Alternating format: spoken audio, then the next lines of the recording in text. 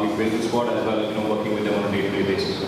Por lo tanto, vamos a esperar este año hacer algo muy difícil, que es mantener los números a nivel ofensivo que el año pasado fuimos capaces de conseguir, y a la vez ese equilibrio defensivo, mejorando los números defensivos que el año pasado, pues evidentemente encajamos bastantes goles.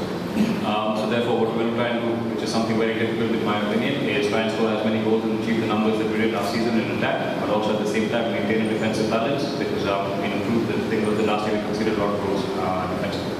Siempre sin cambiar la idea. Por ejemplo, todo el mundo, clean sheet. Somos líderes en esta jornada, con 2 jornadas, y hemos encajado 3 goles, pero es que hemos metido 5. Entonces, soy de una mentalidad de que no vamos a renunciar al fútbol ofensivo, porque al final lo que cuenta es la diferencia a favor y en contra, y la diferencia a favor y en contra, aunque hemos encajado 3 goles en 2 partidos, hemos sido capaces de marcar 5. But always with the fact that we maintain the same idea. People always obsess about this clean sheet, but right now we're leaders in the table, having conceded 3 goals but haven't scored 5, because we were capable of scoring those 5, we sit where we are. So the idea is to always keep that same style of play and play the way that we always have been.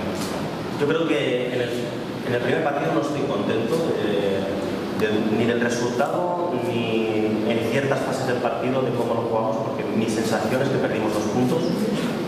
With regards to the first game, I'm not 100% happy with the result of the game, and also with certain phases in the game where I felt that, taking everything into account, I felt that we lost 2 points rather than gaining 1. Cometimos errores defensivos que tenemos que mejorar.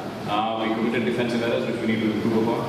En el segundo partido estoy muy contento porque creo que ante un gran rival, el actual campeón, hicimos un gran partido, dominamos el juego prácticamente en todas las fases. In the second game against Chennai, I'm very happy with the way the team played, because we were playing against the defending champions and we dominated the game in virtually almost all of the game.